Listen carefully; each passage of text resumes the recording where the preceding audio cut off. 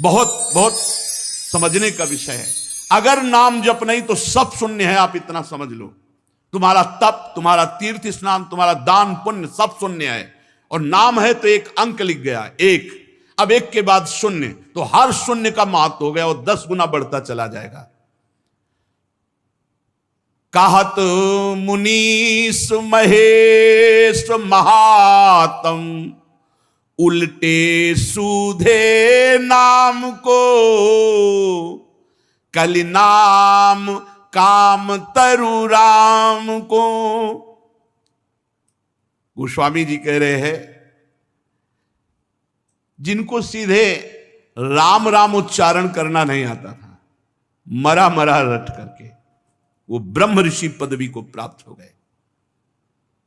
भगवान शिव इसका महात्मा जानते हैं नाम का। नाम के प्रताप से काशी में मरने वाले हर जीव को मोक्ष पदवी, भगवत प्राप्ति कराते हैं।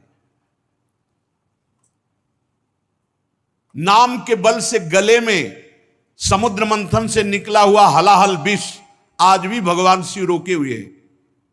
एक घूंट पानी रोक लो, अरे एक घूंट क्या, जरा सा चला जाता है, खो खो करने लगते हैं। यहां जो और पूरा हलाहल विष, नीलकंठ भगवान नाम पड़ा शिव जी का। किससे? बोले नाम से। नाम के बल से हलाहल विष को। इसलिए भलो लोक परलोक तासु, जाके बल ललित ललाम को, तुलसी जग जानियत नाम ते, सोच न कूच मुकाम को, कलि नाम काम तरु राम को। भलो लोक परलोक तासु, जाके बल ललित ललाम को।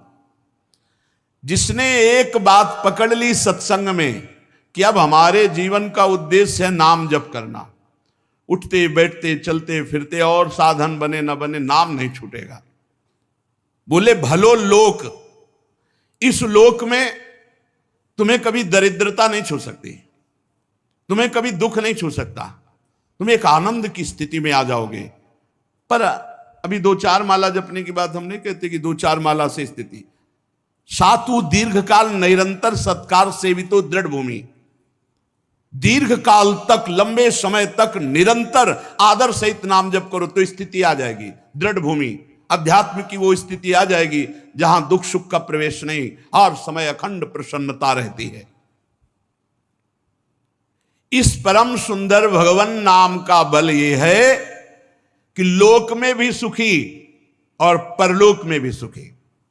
तो आप कहोगे बड़े बड़े संतों को तुम्हें दिखाई देता है कष्ट है, बिल्कुल कष्ट नहीं है।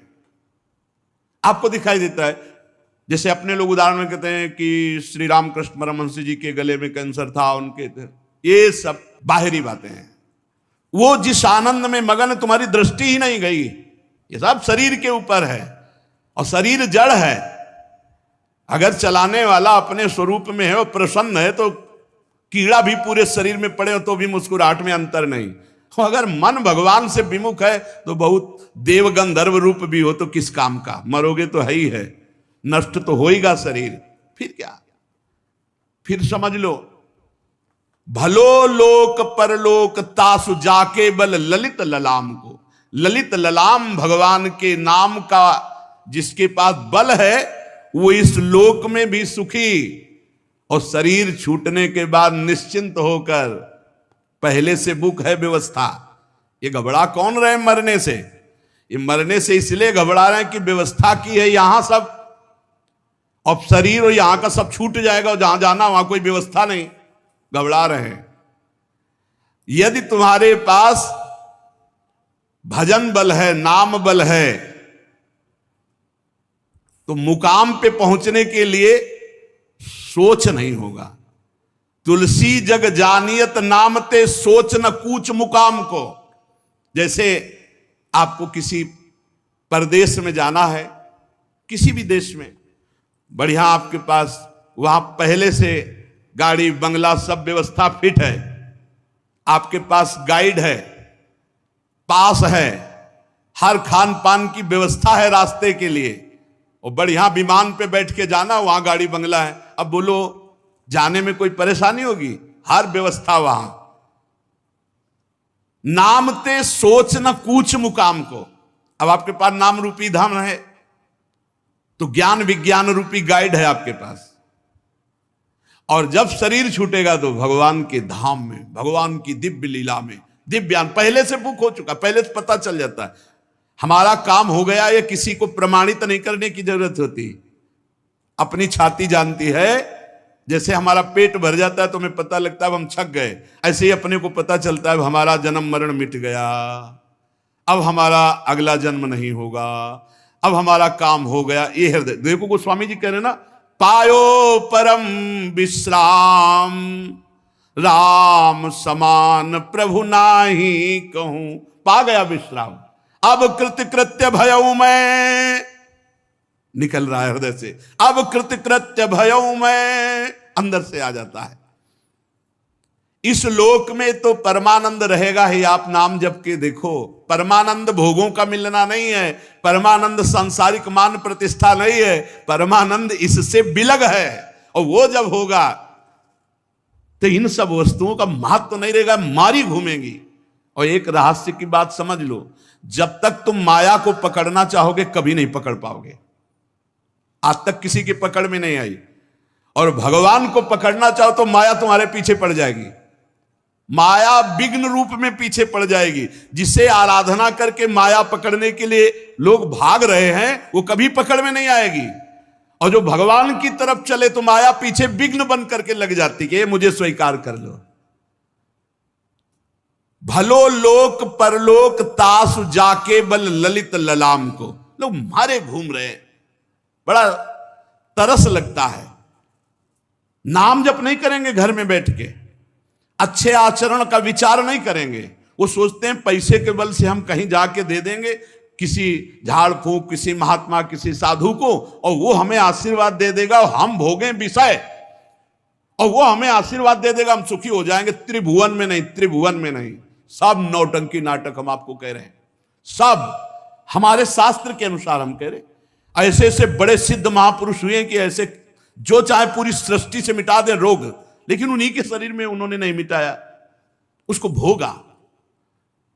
भगवान का भजन करने वाले जानते हैं कि ब्रह्मास्त्र का प्रयोग मच्छर मारने के लिए नहीं होता, ये भगवान नाम भगवत प्राप्ति के लिए होता है। ये भ्रम तो छोड़ दो कि तुम भजन किए बिना सुखी हो जाओगे। बारी मथे घृत होए बरु सिकता ते बरु तेल, बिनु हरि भजन न बहुतरी या सिद्धांत तपेल। गांठ बांध लो, किसी के आशीर्वाद की जरूरत नहीं। यदि नाम जप करोगे तो सब आशीर्वाद आपके ऊपर वर्षा की तरह आ जाएंगे। और नाम जप नहीं करोगे तो चाहे तुम जितने अरबों रुपए लगा दो, तुम्हें दुर्गति भोगनी पड़ेगी, कष्ट भोगना पड़ेगा। तुम सत्य, तो सत्य आशीर्वाद तुम्हारे पीछे हर समय। सत्य की खोज करनी नहीं है, सत्य है उसे स्वीकार करना है। और सत्य की खोज कर रहे हैं और झूठे को स्वीकार कर रहे हैं, उल्टा झूठे को स्वीकार कर रहे हैं, सत्य की खोज कर रहे हैं। और सत्य को स्वीकार करना है, झूठे को छोड़ देना है, कैसे प्राप्त होगा? और आज तक जिसे भगवत प्राप्ति हुई दैन्य को हुई है, भगवत भजन करने से हुई है। इसलिए इस लोक और परलोक में परम सुख की प्राप्ति सच्ची तुमसे कहते हैं। मान लो हमारी प्रार्थना मान लो, हम कहते हैं 25 पैसे मत खर्चा करो, बस जिभ्या से राम राम हरि हरि कृष्ण कृष्ण राधा राधा राधा, 1 पैसा मत खर्चा करो। क्या होगा? राग खत्म हो जाएगा, संसार से राग। आप आनंद स्वरूप हैं प्यारे। मृत्यु के भय से बचने के लिए एकमात्र उपाय भगवान का आश्रय। आ रही मृत्यु, आ रही, रोज हमारी शाम सुबह रोज हमारी आयु नष्ट होती चली जा रही है। आप क्या समझते हो? आप बड़े हो रहे हो? आप बड़े नहीं हो रहे हो, आप घट रहे हो। जन्म से लेकर, बोले कितने साल? बोले 40 साल। 40 गए और 40 मिनट है कि नहीं पता नहीं प्यारे। और इस 40 मिनट में हम अगर नाम जप कर ले तो हमारा काम बन जाएगा, जन्म जन्म की बिगड़ी बन जाएगी। तुलसी जग जानियत नाम ते सोच न कूच मुकाम को। जिसने इस परम सुंदर महामहिम नाम का आश्रय ले लिया, वो लोक परलोक दोनों में सुखी हो गए। और जब संसार से जाने की बात आती है तो हृदय में आनंद होता है। एक आए थे बड़े धनी मानी पदाधिकारी, उन्होंने अपना परिचय दिया कि अगर हम आपको अपना कमरा दिखाएं तो इतनी वो जो इनाम मिलते हैं भारतीय सरकार से, हाँ टॉप वो मेडल जो भी कहते हैं, वो सब टंगे आपको दिखाई देंगे और दुनिया की हर सुख सामग्री हमारे पास है, खूब सम्मान प्राप्त हुआ है, पर अब मैं भयभीत हूं। तुमका किस बात से? बोले मरना पड़ेगा इस बात से, मेरी वृद्धावस्था है, अब लगता है मरूंगा मरूंगा तो सब छूट जाएगा, इससे कैसे बचूं? हम कहा इसी से बचने के लिए तो अध्यात्म है, भगवान का नाम है। देखो कह रहे तुलसी जग जानियत नाम ते सोच न कूच मुकाम को। जब यहां से चलने की बात आती है तो हृदय आनंदित होता है। क्यों होता है? क्योंकि अपना कोई है नहीं, अपना कुछ है नहीं। जो अपने हैं उनके पास हम जा रहे हैं, जहां हमारा सब कुछ वहां हम जा रहे हैं। जैसे परदेश से घर लौटना हो तो आपको बुरा लगेगा क्या? मन उत्साहित होगा, अपने घर जा रहा हूं। हो आपने परदेश को घर मान लिया और घर को परदेश मान लिया, ये बड़ी गलती हो गई। प्रभु को पराया मान लिया और माया को अपना मान लिया, इसलिए यहां से जाने की बात सुन के अच्छे अच्छे के होश खराब हो जाते हैं, मरने की बात सुनकर अच्छे अच्छे के होश खराब हो जाते हैं। भजन करने वाला है, भजन करने वाले को जब मृत्यु का समय आता है तो बहुत आनंद पूर्वक शरीर छूटता है। जैसे हाथी के गले से माला टूटे, ऐसे भक्त का शरीर परिवर्तन होता है। पार्थिव शरीर छूटा, भाव देह मिला और भगवान के समीप पहुंच गया। इसलिए जिसके हृदय में विश्वास एक राम नाम को, भगवान के नाम का विश्वास, मानत नहीं प्रतीति अनत ऐसोई स्वभाव मन बाम को, विश्वास एक राम नाम को।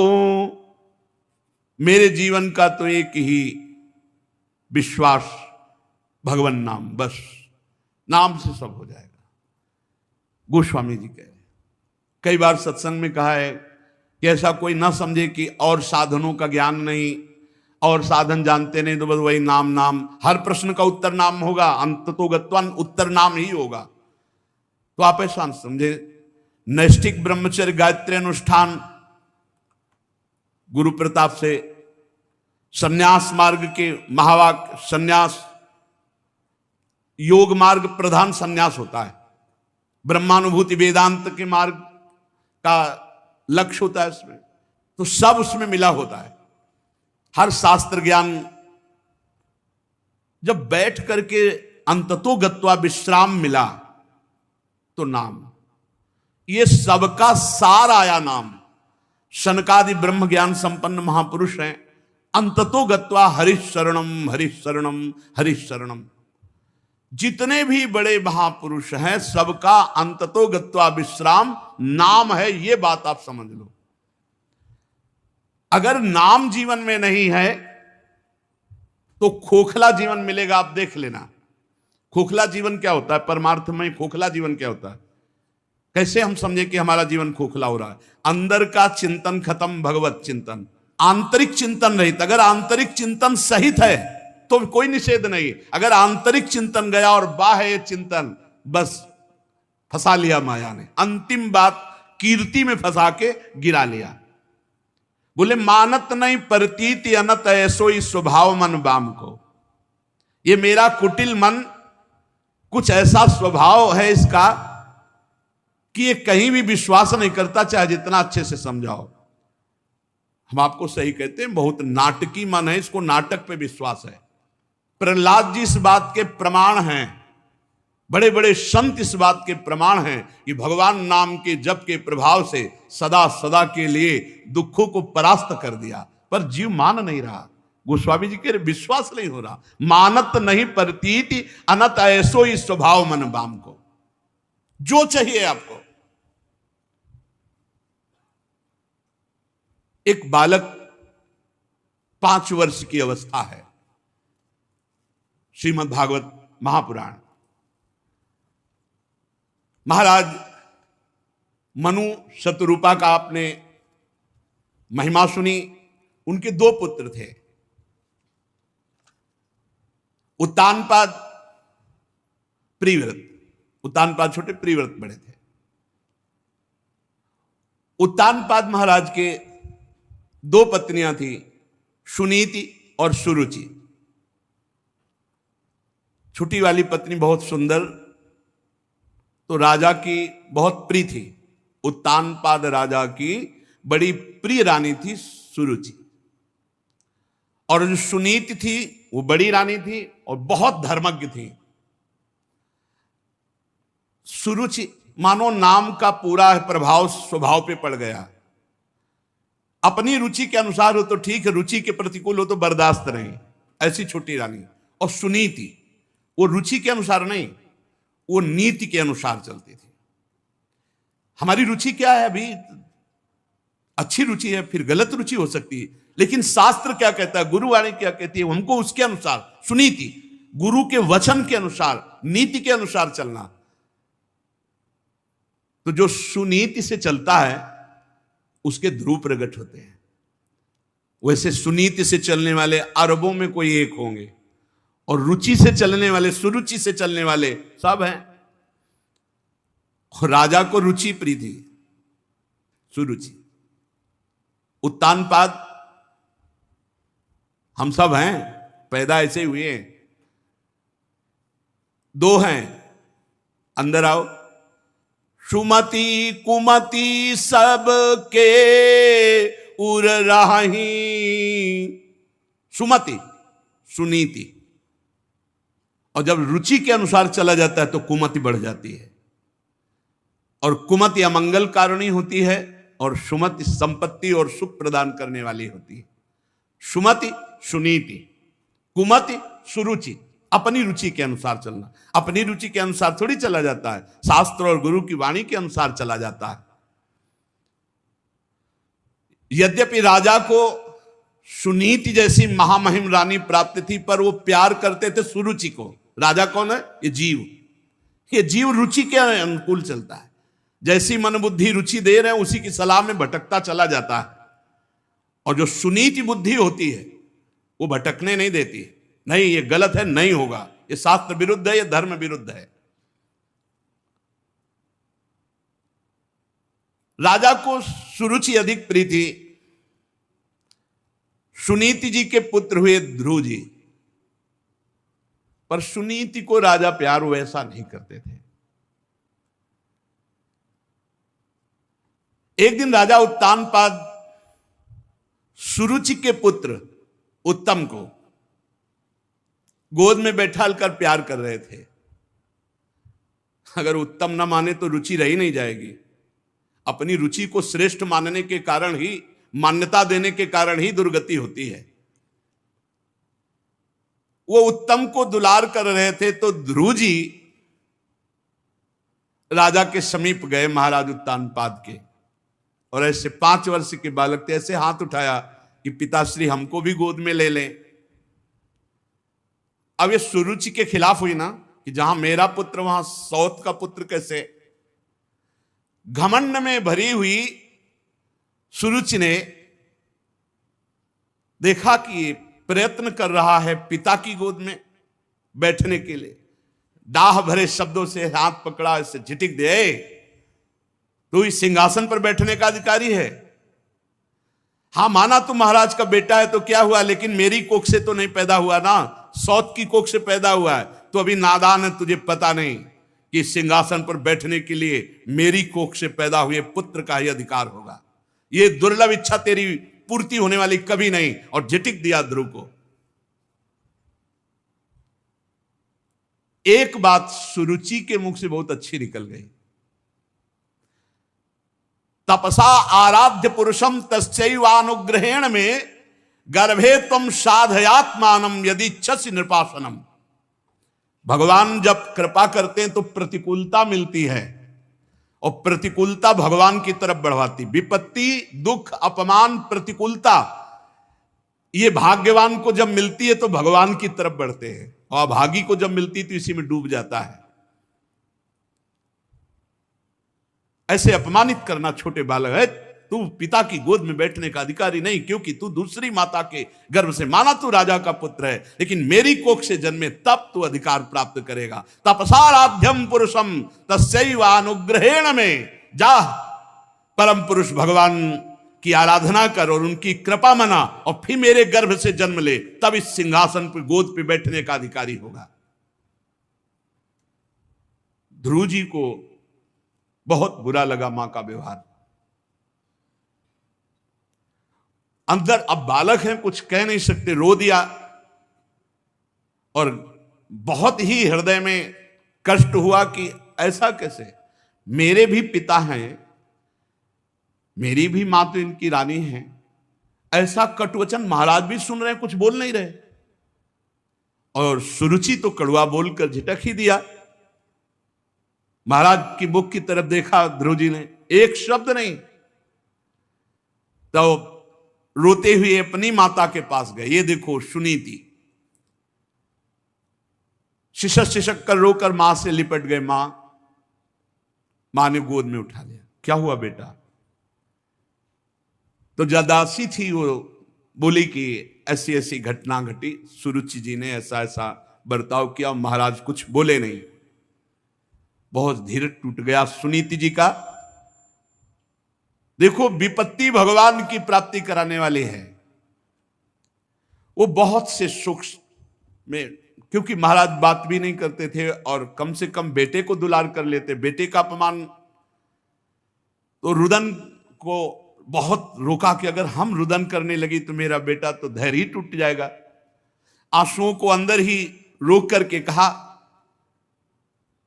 बेटा पहली बात तो यह है कि जो तुम्हारा अमंगल करे उनका कभी अमंगल नहीं सोचना चाहिए। ये सुनीति, ये नीति है। जो तुम्हारा अमंगल करे उनके लिए भी अमंगल नहीं सोचना। धन्य है मां जो ऐसा उपदेश कर रही। बेटा जो दूसरों को दुख देता है उसको अंततो गत्वा दुख भोगना पड़ता है। ये सुनीति। तुम उसके दुख की कामना मत करो, वो खुद भोग लेगा। उमा क्षमा सापौते भारी, अपने कर्म जाय अपकारी। अपकार, अवहेलना, दुख, प्रतिकूलता, निंदा, अपमान करने वाले के लिए तुम कुछ मत सोचो। उसका कर्म ही उसको नष्ट कर देगा। तुम क्षमा कर दो। और जो तुम्हारी माता सुरुचि ने कहा ना, बहुत सुंदर लगा मुझे। उन्होंने कहा ना कि ठीक है तुम राजा के पुत्र हुए तो क्या हुए, तो बेटा महाराज मुझे पत्नी की दासी भी स्वीकार करने में अब लज्जा आती है उनको, क्योंकि नवीन रानी मिल गई है तो मुझे दासी भी नहीं मानते, पत्नी की क्या बात। पर बेटा एक बात तुम्हें बहुत अच्छी मां ने कही कि तुम भगवान नारायण की आराधना करो। तो यह बात हमें बहुत अच्छी लगी। क्या बेटा तुम उन माता की बात मानोगे? और मेरी भी सहमति है कि तुम भगवान की आराधना करो। और देखो भगवान की आराधना करने से तुम्हारे परदादा ब्रह्मा जी को परमेष्ठी पद प्राप्त हुआ। तो मुझे लगता है कि तुम चाहो तो ऐसा पद प्राप्त हो सकता है जिसे ब्रह्मा भी नमस्कार करें, ऐसा पद। इसीलिए माता और पिता सबसे बड़े गुरु माने गए हैं। अगर गलत सलाह दे दे तो जीवन बर्बाद हो जाए बच्चे का, और अच्छी सलाह दे दे तो जगत बंदनी पुत्र हो जाए। गांव में एक सुल्ताना डाकू की नौटंकी देखी थी जब स्कूल में पढ़ते थे। तो उसमें जब उसको पकड़ करके आखिरी में फांसी की सजा दी गई तो उससे पूछा गया कि तुम्हारी अंतिम कोई इच्छा है? तो उन्होंने कहा मेरी मां को मुझे मिला दो। तो अंतिम इच्छा पूर्ति करने के लिए मां को मिलाया गया तो मानो गले लग रहा हो ऐसा दिखाई दिया और नाक काट ली अपने दांत से अपनी मां की। तो अफसरों ने पूछा ऐसा क्यों तुमने किया है? तुम्हारी मां है। बोले पहली बार जब कलम चुरा के स्कूल से लाया था तो इस मां ने कहा था शाबाश बेटा लिखने के काम में आएगी। मैंने समझा अच्छा कार्य है और आज मैं इतना भारी चोर बना कि मुझे फांसी की सजा मिल रही। अगर पहले दिन मां थप्पड़ मार देती तो आज फांसी का फंदा मेरे गले में न लगता। ये वो मां है मुझे डकैत बनाने वाली। मां प्रथम गुरु है, इसीलिए बहुत संभल कर आचरण करना चाहिए बच्चों के सामने, बहुत संभल कर जबान खोलनी चाहिए। ऐसा व्यवहार, ऐसा बर्ताव जिससे उनके संस्कार गलत ना होने पावे। सुनीति जी ने कहा, तुम्हारी मां ने बहुत ठीक कहा कि भगवान श्री हरि की आराधना करके, तो आराधना शब्द पर ध्यान दो बेटा। तुम देखो, तुम्हारे दादा स्वयंभू मनु स्वयं बड़ी बड़ी दक्षिणा वाले यज्ञों से भगवान की आराधना करते रहते हैं और अलौकिक पदवी को प्राप्त हुए, अलौकिक सुख को प्राप्त हुए। बेटा, मेरी भी यही इच्छा है। ओहो, धन्य है माता सुनीति को। मेरी भी यही इच्छा है कि तू भक्त वत्सल भगवान की आराधना कर और जन्म मृत्यु चक्र से छुड़ाने वाले जनार्दन भगवान श्री हरि का साक्षात दर्शन प्राप्त कर, उन्हीं के मार्ग का अनुसरण कर। बेटा, जब तू पवित्र हृदय से भगवान का भजन करके पुकारेगा तो बहुत जल्दी भगवान तुझे दर्शन दे देंगे और भगवान का मिलना परम मंगल। बेटा, कमलदल लोचन भगवान श्री हरि को छोड़कर कोई तुझे दुख रहित कर सके, ऐसा मुझे नहीं दिखाई देता। इसीलिए बड़े बड़े ऋषि मुनि महात्मा जन ब्रह्मा आदि जिनकी वंदना करते रहते हैं, उन्हीं भगवान को तू रिझा ले। लक्ष्मी जी दीपक की भांति कमल लेकर जिनकी खोज करती रहती, उन्हीं भगवान को तू रिझा ले। मेरी भी यही इच्छा है। माता के जब वचन सुने तो रोना बंद कर दिया और विचार किया कि जब मां की भी यही अनुमति है तो मुझे बुरा नहीं मानना चाहिए भी माता के वचन को, और अब मैं भगवान की आराधना करूंगा। साष्टांग दंडवत हुए मां के चरणों में और कहा, मां, अब मैं तभी आपके सामने आऊंगा जब भगवान का दर्शन पालूंगा। प्रणाम किया। 5 वर्ष के बालक ध्रुव जी हैं और भगवान की प्राप्ति के लिए राज्य से निकल पड़े। जब कोई भगवान की प्राप्ति के लिए चलता है तो गुरु की अत्यंत आवश्यकता होती है। बिना गुरु के भगवत प्राप्ति असंभव, असंभव। चाहे शिव बिरंच सम होई, गुरु बिनु भवनिधि तरह न कोई। बिना गुरु के। परम गुरु देवर्षि नारद जी उसी समय आ गए। नारदस तदुपाकर्ण्य ज्ञात्वा तस्य चिकीर्षितम स्पृष्ट्वा मूर्धन्य पाणिना प्राह विस्मितः। ध्रुव जी को ऐसे दुलार कर ले, कहा जा रहे हो राजकुमार, कहा जा रहे हो? देवर्षि नारद। ध्रुव जी एकदम सावधान। नारद जी देख रहे कैसा स्वभाव इस बालक का दृढ़ है, मतलब एक नेत्रों से तेज प्रकट हो रहा है ध्रुव के। तुम नन्हे से बच्चे हो, सौतेली मां के कटु वचन से तुम्हारा हृदय दुखी हुआ। बेटा, तू तो अभी बच्चा है, तपस्या क्या जाने, भजन क्या जाने, खेल कूद में मस्त रहे। ये बात तेरे बस की नहीं। अच्छा, रही मान अपमान की बात, तो 5 वर्ष के बालक, तेरे को क्या मान अपमान, बच्चे को क्या मान अपमान? फिर कोई और थोड़ी था, तेरे माता पिता ही तो थे। देखो, तुम्हारा यह अज्ञान है जो तुम बुरा मान रहे हो। लौट जाओ, अपने घर जाओ, खेलो कूदो। तुम्हारी तपस्या या भजन करने की अवस्था नहीं। जीव को अपने कर्मानुसार भोगना पड़ता है, सुख दुख मान अपमान लाभ हानि। संतुष्ट रहो, ऐसा मत विचार करो कि कोई अपमान किया। अच्छा, तू माता के उपदेश से योग साधना के द्वारा भगवान की प्राप्ति करने चला है। अरे, तुम्हारे जैसे बालकों के लिए ये बहुत कठिन है। ये तो बड़े बड़ों के लिए कठिन, तुम तो अभी बालक हो। बड़े बड़े योगी जन अनेक जन्म जन्मांतर साधना करते रहते हैं, बड़ी बड़ी कठोर तपस्याएं करते रहते हैं, पर भगवान के मार्ग का ही पता नहीं पाते। भगवान की प्राप्ति तो जाने दो। इसलिए हट छोड़ो, घर वापस जाओ। जब बड़े हो जाना तब फिर साधना के लिए प्रयत्न करना। देखो, जब कोई भगवत मार्ग में, सही मार्ग में चलता है तो उसकी परीक्षा होती है। प्रलोभन और भय, ये 2 परीक्षाएं होती हैं। भय दिखाया जा रहा है देवर्षि नारद जी ने। दुखी नहीं होना चाहिए, वापस लौटो, जाओ, खेलो कूदो, आनंद लो। ध्रुव जी ने कहा, पहले तो हमारा प्रणाम स्वीकार करें, और दूसरी बात यह है कि आपको ये पता होना चाहिए कि मैं कौन हूं। मैं क्षत्रिय स्वभाव का राजकुमार हूं। मेरे में विनय का अभाव है। एक बार जो ठान लिया उसे कोई तोड़ नहीं सकता। ये बात पकड़ो। उपासक की जिद ऐसी होनी चाहिए कि अब अगर हम भगवान के मार्ग में चल दिए तो गर्दन कटा सकते हैं, प्राण हमारे चले जाए, लेकिन कुमार्ग में नहीं चल सकते, मनोरंजन नहीं कर सकते। देखो देवर्षि नारद जी समझाए, उत्तर क्या दे रहे ध्रुव जी। सुरुचि माता ने कटवचन रूपी बाणों से मेरे हृदय को विदीर्ण कर लिया। हे देवऋषि, आपके उपदेश वहां तक नहीं पहुंच पा रहे। ब्राह्मण, मैं आपके सामने नियम लेता हूं, मैं उस पद पर अधिकार करूंगा जो मेरे बाप बाबा को भी नहीं प्राप्त हुआ। बाप उत्तानपाद, बाबा स्वयंभू मनु, परमेष्ठी पद भी जिसे नमस्कार करता है वो ध्रुव पद है, आज भी विराजमान है। मैं त्रिलोकी में सर्वश्रेष्ठ पद पर,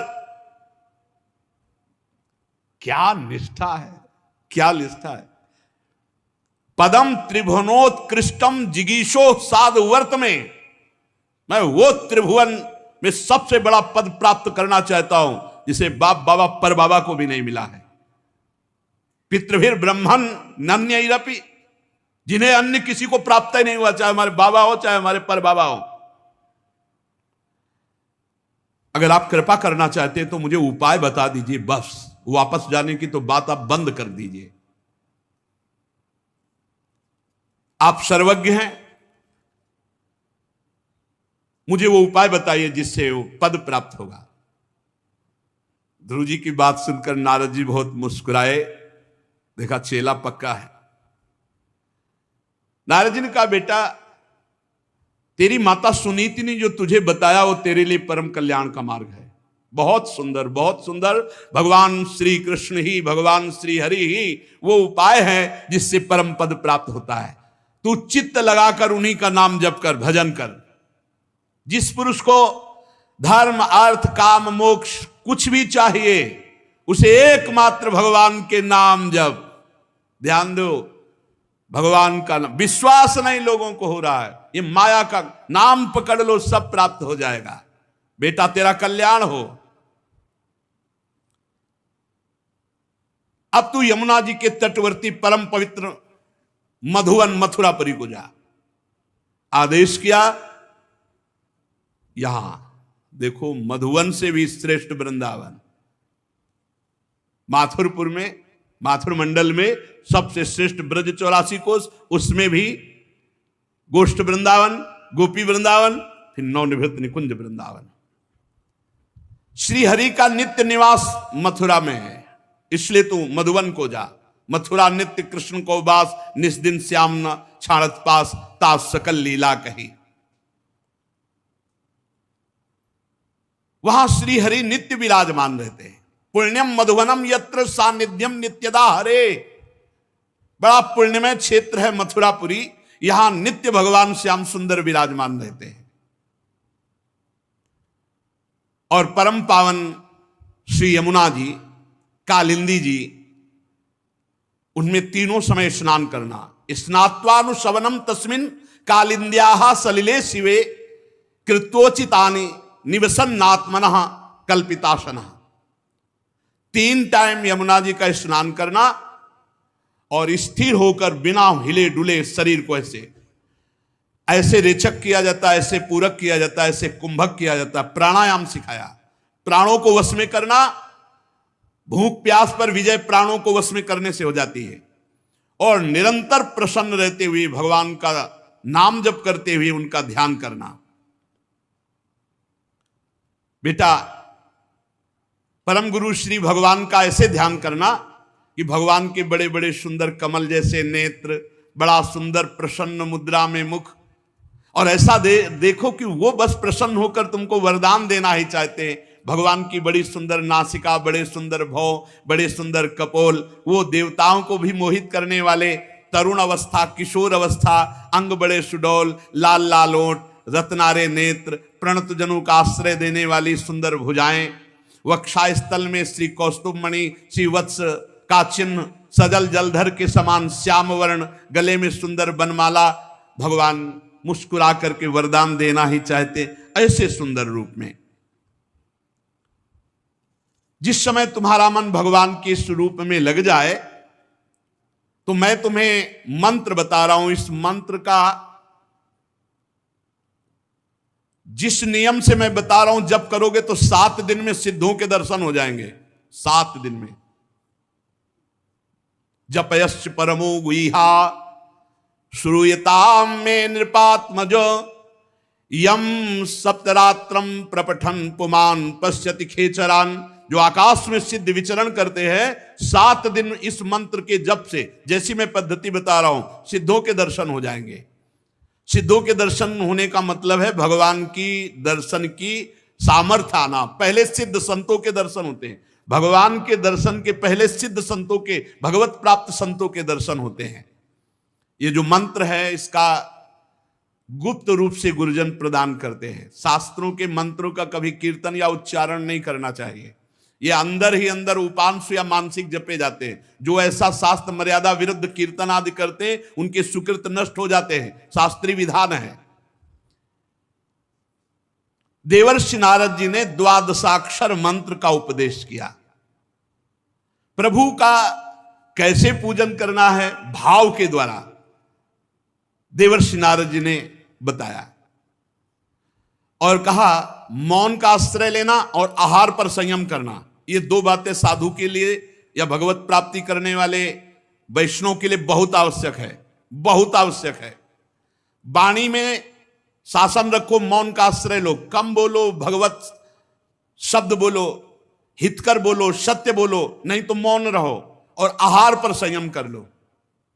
आहार पर, ये बहुत बढ़िया बात है। ये 2 चीजें जीवन में सदैव रही हैं, क्योंकि गंगा किनारे किसी से बात करना नहीं और भोजन की व्यवस्था ही नहीं। जब कभी कभी थोड़ा गुड़ मिल जाता, कभी जैसे गंगा किनारे रहे वो खेती जो करते हैं, बारी लगाते हैं, वो कभी 1 परेठा 2 परेठा दे दिए गंगा जल के साथ, बहुत आनंद में। ये साधक को 2 चीजों पर ध्यान देना चाहिए, वाणी, मौन, आहार थोड़ा। देखो अभ्यास है, जैसा कर लो कर लो। एक कवल कम करते जाओ, कम होता जाएगा, और एक कवल बढ़ाते जाओ तो पेट बढ़ता जाएगा, चर्बी बढ़ती जाएगी, भजन वजन तो होना नहीं। फिर भोजन नीरस, भजन सरस, और भोजन सरस तो भजन नीरस। नारद जी ने उपदेश किया कि भगवान की सबसे बड़ी पूजा क्या है? मौन रहना और आहार को बहुत लघु रूप में करना, और निरंतर भगवान के इस मंत्र को और इसी मंत्र से भाव के द्वारा पूजन करना।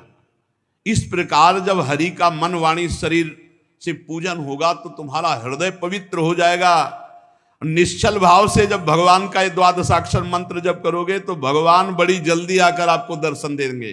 गुरुदेव ने मंत्र दिया, साधन बताया, भगवान का रूप। श्री ध्रुव जी ने नारद जी की 4 परिक्रमा की गुरुदेव की, धन्य है। देखो भगवत मार्ग में चले तो गुरु मिल गए। साष्टांग दंडवत प्रणाम किया और उनके चरण चिन्ह से रज माथे पे लगाई। ध्रुव जी के ऐसे गुरुदेव दुलार कर रहे हैं, जाओ बेटा, निश्चित भगवान श्री हरि मिलेंगे। नारद जी को उपदेश पाकर ध्रुव जी ने प्रणाम करके रज लेकर के उनका आशीर्वाद लेकर मथुरापुरी की यात्रा की, मधुबन की। नारद जी महाराज उत्तानपाद के महल में पहुंचे, उन्होंने बड़ी पूजा की आराम से। नारद जी ने कहा तुम्हारा मुख सूख रहा है, किस विचार में पड़े हो? क्या कमी आ गई जो तुम्हारा मुख सूख रहा है? महाराज उत्तानपाद। तो राजा ने कहा महाराज अब मुझे बड़ा पश्चाताप हो रहा, मैं निर्दयी हूं। हाय 5 वर्ष का नन्हा सा मेरा बच्चा मेरी गोद में बैठना चाह रहा था, मैंने कुछ नहीं बोला और इसने बहुत कटु वचन बोलकर निकाल दिया। हाय हाय, कहीं ऐसा ना हो कि जंगल में कोई भेड़िया खा जाए, कोई राक्षस ऐसा। बालक मेरी गोद में प्रेमवश चढ़ना चाहता था, मैंने बिल्कुल आदर नहीं किया महाराज, मैं बहुत दुखी हूं। नारद जी ने कहा तुम उसके लिए चिंता मत करो, कोई साधारण बालक नहीं है, उसके रक्षक स्वयं भगवान श्री हरि हैं। कोई भेड़िया और राक्षस उसे देख भी नहीं सकता। तुम उस बालक के प्रभाव को नहीं जानते हो, उस बालक का प्रभाव त्रिभुवन में फैलने वाला है। वो बालक बड़ा समर्थ है, जिसे बड़े बड़े लोकपाल नहीं कर सकते, उस काम को बालक पूरा करके शीघ्र तुम्हारे पास आएगा और तुम्हारा यश बढ़ेगा, क्योंकि तुम उसके पिता हो। देवर्षि नारद की बात सुनकर कुछ तो संतोष हुआ उत्तान पादकों पर। ध्रुव की चिंता में वो ध्रुव जी मधुवन मथुरापुरी आए और जैसा गुरु जी ने कहा था त्रिकाल स्नान यमुना जी का, और उसी रात से उपवास शुरू कर दिया, एकाग्रचित होकर बस वही द्वादशाक्षर मंत्र जो गुरुदेव ने दिया। 3-3 रात्रि के अंतर में शरीर निर्वाह के लिए एक कैथा का एक पेड़ होता है, इतना बड़ा फल होता है, ऊपर बड़ा कठोर होता है और खटमिठा सा अंदर इतना गूदा होता है, बस एक गूदा, एक फल का गूदा 3 दिन 3 रात व्यतीत होने पर, फिर इसके बाद 3 दिन 3 रात व्यतीत होने पर एक बेर इतना बड़ा फल होता है। वो ऊपर से उसमें कुछ होता है, अंदर केवल गुठली होती है, गुठली हटी हो थोड़ा सा इतना होता है। इसके बाद 1 महीना व्यतीत किया ऐसे, 3 दिन में एक कैथा, 3 दिन में एक बेर, ऐसे। दूसरे महीने में बेर और कैथा भी छोड़ दिया। 6-6 दिन में सूखे पत्ते जो पेड़ के नीचे गिरते उनको चबा लेते और रात दिन द्वादशाक्षर मंत्र का जप। तीसरे महीने पर 9-9 दिन पर केवल 1 अंजुली जल पी लेते, पत्ते भी खाना छोड़ दिया। चौथे महीने में जल पीना भी छोड़ दिया, केवल श्वास, बस वायु चल रही है, और वायु भी 12-12 दिन तक रोकने लगे। 12 दिन वायु ही नहीं लिया। पर बहुत विचित्र, 5वें महीने में श्वास को जीतकर एक पैर केवल खंबे केवल खड़े होकर के, जैसे खंबा, ऐसे एक पैर केवल, दोनों हाथ ऊपर उठाए, श्वास को रोक लिया, मन को खींचकर परमात्मा में पूर्ण स्थित, श्वास बंद। गजब की साधना, गजब की।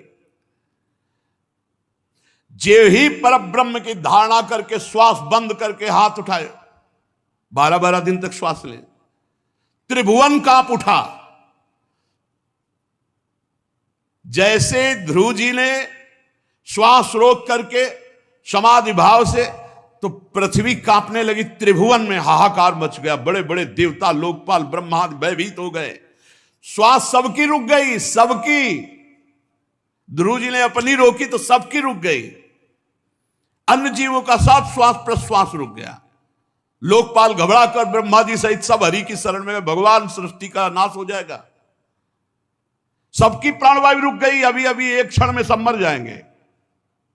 आप दुख से छुड़ाए, भगवान ने कहा डरो मत, ये कोई अनिष्टकारी बात नहीं। उत्तान पाद के पुत्र ध्रुव ने मुझ विश्वात्मा में चित्त को लगाकर अपनी श्वास रोक ली तो सब विश्व की श्वास रुक गई, क्योंकि भगवान विश्वात्मा है।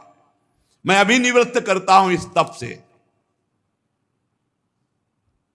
सब देवता लोग अपने अपने लोग को, भगवान तत्काल गरुड़ पर चढ़े और मथुरापुरी आ गए। गरुड़ की जो गति है वो मन से भी बढ़कर है।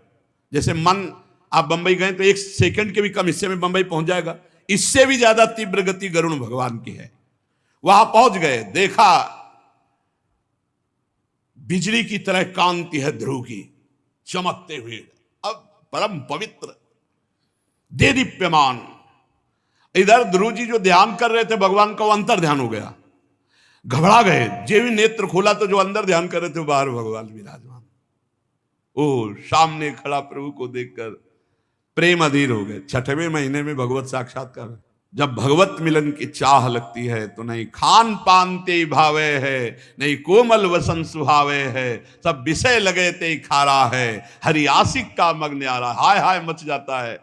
और फिर ऐसा अनुभव होने लगता है आज भगवत साक्षात्कार होगा, आज विश्वनाथ जी मिले, आज मन अति हर्ष जनावन ते ही, आज देखी हो परम स्नेही। और भगवान निहाल कर देते हैं। ध्रुव जी ने सामने देखा जो अपने ध्यान का विषय प्रभु थे, वो सामने गरुड़ ध्वज भगवान गरुड़ पर विराजमान है।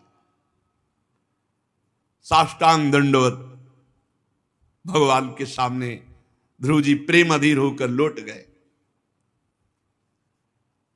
भगवान कूद पड़े गरुड़ जी से, जैसे मां अपने बालक का ऐसे ध्रुव जी को उठाकर भुजाओं से कस ले, मानो मां बरस रही है, जैसे मुख से चूमना, नेत्रों से करुणा बरसाना, हृदय। ऐसा थोड़ी होता है कि भगवान कोई ध्यान में मिल गए तो हम उतने भगवत साक्षात। भगवान ऐसे मिलते जैसे आप बैठे हो, बस लगन, तीव्रता, चाह, कहो सो कहां जहां प्रभु ना यूं यहीं बैठे देख रहे हैं। बहुत देर तक ध्रुव जी प्रेम मगन, भगवान भी प्रेम मगन। अब ध्रुव जी कुछ बोलना चाहते हैं, भगवान की स्तुति करना चाहते हैं, पर बालक है 5 वर्ष के, हाथ जोड़ते कुछ बोलने की, पर क्या भगवान के सामने बोले, हिम्मत भी नहीं पड़ रही और कुछ आता भी नहीं कि भगवान की कैसे स्तुति करे। भगवान ने ध्रुव जी की ये स्थिति देखकर पांचजन शंख को कपोल पे छुआ दिया। ध्रुव जी के ज्यों ही छुआया तो तत्काल ब्रह्मबोध हो गया। इसमें लिखा है तत्काल अपने स्वरूप का बोध ध्रुव जी को हो गया, ब्रह्मबोध हो गया छुआते ही। ये बड़ी महिमा की बात है। दैवीं परिज्ञात परमात्मा निर्णय, आत्मबोध हो गया। मम दर्शन फल परम अनुपा, जीव पावलिज सहज, ब्रह्म के स्वरूप का बोध हो गया और दिव्य वेद ध्रुव जी के मुख से निकलने लगे। ध्रुव जी ने भगवान की बड़ी दिव्य स्तुति की। तो आगे आनंद लेते हैं, इस चर्चा आगे। श्री राधा।